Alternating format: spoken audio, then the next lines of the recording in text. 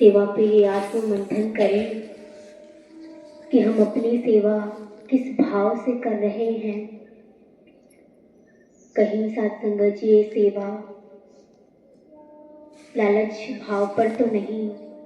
कि आज अगर हम सेवा करेंगे, इसके दर पे आएंगे, सत्संग करेंगे, सिमरन करेंगे तो सत्संग जी हमारी सारी इच्छाएं पूर्ण होंगी, या सत्संग जी जीवन से उतार चढ़ाव दूर होंगे, या सेवा करेंगे तो हम मोक्ष की प्राप्ति कर पाएंगे, या सत्संग जी हम सेवा इस भाव से कर रहे हैं डर के मारे कि अगर सेवा नहीं की, इसके दर पे नहीं आए तो सत्संग जी ये तन मन धन जो भी है सत्संग जी, उससे सत्संग जी हम तीनों अवस्थाओं से सत्संग जी कहीं ना कहीं दूर या उस चीज से पीड़ित रहेंगे। कभी तन स्वस्थ नहीं रहेगा, मन बेचैन रहेगा, नींद नहीं आएगी, या वो धन कि सत्संग जी जो धन भाव जो सत्संग जी हम जो प्राप्ति करना चाहते हैं वो नहीं मिल पाएगी। तो आज सत्संग जी हम अपने अपने जीवन में ये आत्ममंथन करें कि हम भक्ति निस्वार्थ भाव से कर रहे हैं, कि ये सेवा निस्वार्थ भाव से हो पा रही है, या सेवा सत्संग जी जो सेवा का शब्द सुनते ही मन में वो सत्संग जी सुकून, वो आनंद भरी अवस्था बनती है कि सत्संग जी मन झूम उठता है। तो आज हम वो सेवा कर पा रहे हैं, या वही लालच भरी सेवा, या वही डर भरा है अंदर कि हम ऐसा नहीं करेंगे तो सत्संग जी हमारे जीवन में ऐसा हो जाएगा। अब बात सत्संग जी सवाल ये उठता है कि सेवा करे कैसे। कई दफा ये मन तो बनता है कि सेवा की जाए, सत्संग में जो सेवा मिली है चाहे वो दरी बिछाने की हो या पानी पिलाने की हो या सत्संग जी प्रसाद सेवा हो, कैसी भी सेवा हो, लेकिन सत्संग जी कहीं ना कहीं वो कोई अड़चन पैदा हो जाती है कि वो कहीं ना कहीं कोई बाधा आ जाता है कि हम वो सेवा नहीं कर पाते। लेकिन सत्संग जी दासी ने इस बात पर जब ये आत्ममंथन किया कि सेवा का भाव बनता कब है, कैसे बनता है, तो सत्संग जी यही बात आई कि जब तक सत्संग जी इस निरंकार से, इस प्रभु परमात्मा से प्रेम नहीं होगा तो सत्संग जी वो भाव सेवा का, वो निस्वार्थ भाव सत्संग जी बन ही नहीं पाएगा। अब सत्संग जी प्रेम शब्द सुनते ही सत्संग जी वो लाइनें याद आती हैं कि पोथी पढ़ पढ़ जग हुआ और पंडित भया न कोई, और 2.5 अक्षर प्रेम के पढ़े सो पंडित हो। वो सत्संग जी हैं जो 2.5 अक्षर प्रेम के हैं। वो सत्संग जी को उदाहरण भी देखा जाए कि अगर हम सत्संग जी घर पे एक हलवा बनाएं, चाहे सूजी का हो चाहे गाजर का हो, सत्संग जी कितने भी ड्राई फ्रूट्स डाल दें, कितना भी सत्संग जी हम खोआ डाल दें, दूध डाल दें, सत्संग जी कई प्रकार के सब कुछ डाल दें और कितने भी अच्छे तरीके से बनाए सत्संग जी उसको, लेकिन अगर कहीं ना कहीं सत्संग जी शक्कर ही डालना भूल गए तो सत्संग जी वो जो हलवा बन के तैयार हुआ, तो वो जो सत्संग जिसमें जो ड्राई फ्रूट्स या जो खोआ पड़ा है, तो सत्संग जी वो सब व्यर्थ है अगर उस पे सत्संग जी वो मिठास, वो शक्कर ही नहीं है। तो कहीं ना कहीं सत्संग जी जीवन देखा जाए तो हम कितनी भी सेवा कर लें, कितना भी सत्संग कर लें, कितनी भी सिमरन कर लें, लेकिन ये जीवन अगर सत्संग जी सतगुरु सच्चे पातशाह जी के कहने पर या इसकी रजा में राजी होकर नहीं जी पा रहे हैं, या इसकी सिखलाई पर सत्संग जी नहीं जी पा रहे हैं, तो वही बात तभी जो बात आ रही थी कि आते तो यहाँ 500 लोग हैं, लेकिन सत्संग जी कोई बिरला ही इसकी भक्ति में रम जाता है, हर सत्संग जी टाइम पर इसका दीदार कर पाता है। प्रेम साथ संगत जी वो अवस्था हम मीराबाई वाली देखें तो साथ संगत जी मीराबाई जब छोटी थी तो साथ संगत जी मीराबाई की माँ ने उन्हें उनकी कान्हा जी की तस्वीर दे दी और कहती हैं कि यही बेटी आज से तुम्हारे सब कुछ है। तो साथ संगत जी मीराबाई कहने लगी कि जाके सिर पे मोर मुकुट वो मेरो पति हुए। तो साथ संगत जी मीराबाई उन्हीं के साथ हर वक्त गुजारती थी और यही लाइनें दोहराती रहती थी। अब जब साथ संगत जी धीरे धीरे समझ आई तो मीराबाई ने कहना शुरू किया कि साथ संगत जी कि लकड़ी जल के कोयला भई, कोयला जल के भयो राख, अब मैं विरह की याग में इस तरह जली कि न कोयला भई न राख। साथ संगत जी मीराबाई ने ये लाइनें क्यों कही? वो साथ संगत जी तस्वीर तो अभी भी मीराबाई के ही पास है, किसी ने ली नहीं। लेकिन साथ संगत जी क्यों कही ये लाइनें? साथ संगत जी इसलिए कही क्योंकि उन्हें पता है कि तस्वीर भर से साथ संगत जी काम चलने वाला नहीं है। जब तक साथ संगत जी हम इसका रूबरू दीदार ना कर ले, जब तक ये साथ संगत जी हमें अंग संग इसका दीदार ना होने लगे, हर एक में साथ संगत जी हम इसका ना दर्श कर पाए तो साथ संगत जी वो व्यर्थ है। साथ संगत जी फिर आगे सब आप जानते भी हैं कि मीराबाई जी को जब उन्हें ज्ञान मिला तो साथ संगत जी उन्हें रविदास जी से शायद ज्ञान की प्राप्ति हुई। तो वही बात कि आज हम साथ संगत जी प्रेम और ये भक्ति साथ संगत जी कैसे कर रहे हैं। अभी साथ संगत जी संडे में भी विचार आ रहे थे आदरणीय राष्ट्रपिता जी के कि साथ संगत जी आज प्रेम की जगह हम हर एक से नफरत कर रहे हैं। बहुत जल्दी क्रोध आता है, साथ संगत जी क्रोध पर काबू ही नहीं कर पाते। वैसे वो साथ संगत जी ऐसे एक आप सभी ने वो वाक्य सुना होगा महर्षि दुर्वासा जी का कि साथ संगत जी जब महर्षि दुर्वासा जी सो रहे थे तो इनकी पत्नी उन्हें जगाने आई कि स्वामी उठिए, भोजन का वक्त हो गया है, भोजन कर लीजिए।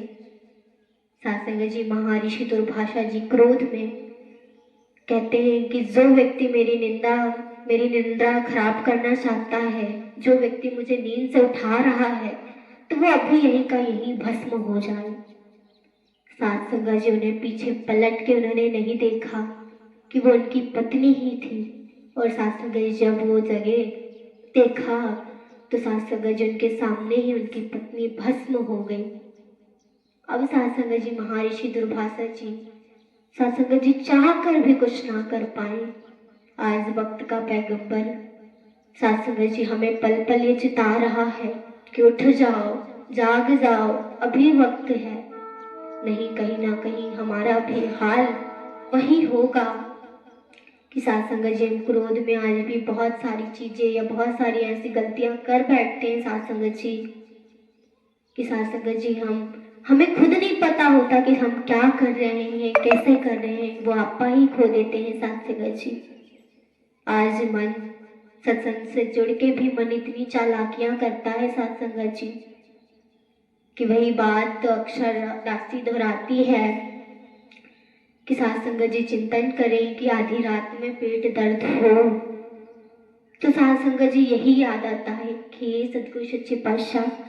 आप जी कृपा करने वाले हो, आप दीन दयाल हो, आप करीम नवाज हो, आप दुख हरता हो, कृपा करो ये पेट का दर्द कम हो जाए। साथ संगत जी ये नहीं कहते कि हाय तिजोरी में रखे मेरे 10 लाख, या हाय मेरे 2 सोने के कंगन, या हाय मेरी बीबी बच्चे, मेरा पेट का दर्द कम हो जाए। नहीं कहते साथ संगत जी, क्योंकि ये मन को भी पता है कि ये पेट का दर्द कैसे ठीक होगा, कहां से ठीक होगा। लेकिन ये मन जानता है, लेकिन साथ संगत जी मान नहीं पाता कि आज वो अवस्था नहीं बन पाती कि हम अपने मन को ही काबू में नहीं कर पाते। वो इच्छाएं साथ संगत जी संडे में भी शायद आदरणीय महात्मा रामचरण जी ही जिक्र कर रहे थे कि आज अभी 1 की चाह है, फिर 10 की चाह, फिर 100, फिर 1000, ये इच्छाएं साथ संगत जी बढ़ती ही जाती हैं। ये साथ संगत जी पूर्ण नहीं होती है। कल साथ संगत जी दासी पत्रिका पढ़ रही थी, तो उसमें एक लाइन का जिक्र हो रहा था कि प्यार और मोह में अंतर क्या है। तो उस पर सत्संग जी आदरणीय महात्मा कोई पंजाब के थे, तो उन्होंने जिक्र किया और एक उदाहरण दिया एक बगीचे का, कि अगर एक बगीचे में अगर फूल लगा है तो हमें अगर उस फूल से प्यार होगा सत्संग जी, तो हम उस फूल को पानी देंगे, खाद देंगे, उसकी सेवा करेंगे। वहीं अगर सत्संग जी हम उस फूल से मोह होगा तो सत्संग जी हम उस फूल को तुरंत तोड़ लेंगे। वही बात सत्संग जी आज हमारे जीवन में भी लागू होती है कि हम घर परिवार में, आदरणीय राजपिता जी कहते हैं हमें ज्यादा दूर जाने की जरूरत नहीं है। हम अपने घर परिवार में ही देखें कि हम कितने व्यक्तियों से सत्संग जी प्यार कर पा रहे हैं और कितने व्यक्तियों से सत्संग जी मोह कर रहे हैं। प्यार सत्संग जी उन्होंने जिक्र किया कि प्यार सत्संग जी जीवन जीने की आजादी देता है, और वही मोह सत्संग जी मोह बंधनों में बांधता है। बहुत सारे सत्संग जी उन्होंने डिटेल पे समझाया प्यार और मोह पर। तो वही बात की लाइनें में याद आई कि इश्क हकीकी का यही उसूल है, तू कबूल है और तेरा किया सब कबूल है। सत्संग जी जब इस निरंकार परमात्मा से प्यार हो जाता है तो इसकी रजा में ही सत्संग से जिंदगी चलती है। ये जैसा चाहते हैं, जो इनकी सिखलाई है सत्संग जी, वैसे ही सत्संग जी हम जीवन जीते हैं। एक बार सत्संग जी हम इससे अरदास तो करें, इसके पास आए तो इसे प्रार्थना तो करें। सत्संग जी ये सुनता है कि वो डॉक्टर दर्शन सिंह जी की बात अक्सर सत्संग जी कहा करते हैं कि इससे कहो तो, इससे मांगो तो, इसके सामने रो तो कि मालिक अब नहीं ये दुख झेला जा रहा, कृपा करो। तो सत्संग जी कृपा करता है, बशर्ते हम सत्संग जी इसके पास जाएं तो, इसे बोले तो, इसके कहे अनुसार सत्संग जी जीवन जिए तो। कि वही एक उदाहरण और भी कि सत्संग जी एक व्यक्ति था, सत्संग जी वो शहर गया, कई कारण जो ना जाने अनजाने में या जानबूझकर उससे कोई ऐसी गलतियां हो गई कि उसे जेल जाना पड़ा। अब सत्संग जी वो जेल गया, जब वो जेल की यात्रा पूरी करके जेल से बाहर आया तो सत्संग जी उसने अपने परिवार को एक चिट्ठी लिखी पर कहा कि मुझसे ये गलतियां हो गई थी और जो मैं जेल की सजा काट के आ रहा हूँ। और उसने एक माफी मांगी और कहा कि अगर आप मुझे माफ कर दें तो मैं इतने तारीख को घर आऊंगा तो घर के दरवाजे के ऊपर आप एक सफेद झंडी लगा दीजिएगा, और अगर वो झंडी लगी हुई दिखी मुझे तो मैं समझूंगा आपने मुझे माफ कर दिया और मैं घर में आ जाऊंगा। नहीं, अगर मुझे वो झंडी नहीं दिखी तो मैं घर से चला जाऊंगा, वापस लौट जाऊंगा। अब सत्संग जी वो दिन आया, वो व्यक्ति गांव गया, गांव में सत्संग जी देखा, जैसे ही वो उतरा तो सत्संग जी गांव के रास्ते से घर तक में सफेद झंडियां ही, हर एक जगह सफेद झंडियां ही, और परिवार वही स्वागत में खड़ा, और सत्संग जी उसे गले लगा लिया। बात वही सत्संग जी कि एक बार हम इसके पास जाएं तो, इससे माफी मांगे तो। ये सत्संग जी हाथ पसारे खड़ा है हमें गले लगाने को, हम इस पर समर्पित हो तो। आज सत्संग जी जीवन ऐसा जिया जा रहा है कि किसी ने कह दिया कि सत्संग चलो सारे कष्ट दूर हो जाएंगे, किसी के कहे अनुसार आ गए, या थोड़ा अच्छा लगा कि हाँ बातें अच्छी होती हैं, ज्ञान की चर्चा होती है, मन को शांति मिलती है। वैसे तो घर पे चिक चिक चिक चिक ही होती रहती है, कोई शांति पाने को आ गया, कोई ने किसी से सुना कि यहाँ सब कुछ मिलता है, इस वजह से आ गया। तो वही बात की साथ संगत जी हम इस पर पूरा पूर्ण समर्पित हो तो पाए। पहली बात की साथ संगत जी वही घूम के फिर से सेवा पे आती है कि सेवा भाव बनता कब है कि पहले हम समर्पित हों इस पर। और समर्पित साथ संगत जी होंगे कब, जब इस पर विश्वास होगा। और विश्वास वाली अवस्था साथ संगत जी बनेगी कब, जब साथ संगत जी से प्रेम होगा। अब जब प्रेम होगा साथ संगत जी तो सेवा भी हम निस्वार्थ भाव से इसकी कर पाएंगे। और साथ संगत जी हम जब सेवा करते हैं तो साथ संगत जी वो भाव मन में उत्साह वाला कि वही अभी नए वर्ष में साथ संगत जी आदरणीय माता जी ने भी अपने विचारों में फरमाया कि साथ संगत जी नया वर्ष इसलिए नहीं मनाया जा रहा कि एक साल कम हो गया या पृथ्वी के एक चक्कर पूरे हो गए। ये साथ संगत जी इसलिए नया वर्ष होना चाहिए कि हमने जो पिछली ये साल जो गलतियां की या जो कार्य नहीं कर पाए, जो सतगुरु सच्चे पातशाह जी के कहने पर ये जीवन नहीं जिया, अब मौका मिला है। हुजूर ने एक वर्ष और दिया कि अभी ये मौका मिला है, इस साल वो जिंदगी जिए, हम इनके कहे अनुसार चल पाए। क्योंकि साथ संगत जी और उस पर आदरणीय राष्ट्रपिता जी ने भी एक लाइन कही कि अगर जीवन जीना है तो इस तरीके से जिए कि हम कुछ लोगों की गलतियां माफ करके और साथ संगत जी कुछ लोगों से माफी मांग करके, ऐसा नहीं मन में ये भाव आए कि हम बड़े हैं हम क्यों माफी मांगे, या साथ संगत जी सामने वाला छोटा है तो सामने वाला ही माफी मांगे। कि भाव छोटा बड़ा का नहीं आता साथ संगत जी। हमें तो साथ संगत जी सतगुरु ये शिक्षा देते हैं कि साथ संगत जी हर कोई एक समान है। या ऐसा नहीं हुआ कि परिवार में उदाहरण लिया जाए कि पति पत्नी के बीच में अगर कोई शिकवे हुए तो पत्नी ही हमेशा साथ संगत जी पति को मनाए। कई दफा साथ संगत जी रिश्तों को बचाने के लिए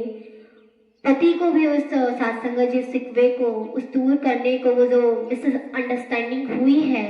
तो साथ संगत जी उधर सामने वाले से भी वो माफी मांगना बनता है ताकि साथ संगत जी सामने वाला भी खुश हो। और साथ संगत जी आगे वो जो जीवन यात्रा हुजूर ने बख्शी है तो उसको साथ संगत जी हम एक सुखमय जीवन, आनंदमय, सुकूनमय साथ संगत जी जिया जा सके।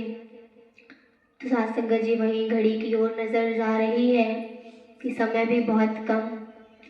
क्योंकि समय की भी साथ संगत जी अपनी अपनी मर्यादा है। हुजूर ने जितना समय बख्शा वही बात की, जो समय बीत गया अब जितना बचा है साथ संगत जी उस पर साथ संगत जी हम खुशियां भर ले। कि वही लाइनें याद आती हैं कि लूट सके तो लूट ले राम नाम की लूट, और पाछे फिर पछताएगा जब प्राण जाही छूट। वक्त है अभी साथ संगत जी, इसको समर्पित हो जाएं, इससे बोले कि हुजूर अब हम आपकी शरण में आ गए, आप जी कृपा करो, जैसा जीवन आप जी देना चाहते हैं वैसा दें। और अंत में साथ संगत जी वो आज होली का पावन त्योहार, तो साथ संगत जी दासी की तरफ से सभी संत महात्माओं को होली की बहुत बहुत बधाइयाँ। और वही माता जी की लैंग्वेज में कि हैप्पी होली जी सभी संत महात्माओं को। और साथ संगत जी दासी अंत में यही अरदास करना चाहेगी कि हुजूर जो ये बुराई और अच्छाई का ये त्योहार है तो आज साथ संगत जी सारी बुराइयों को नष्ट करते हुए ये सेवा,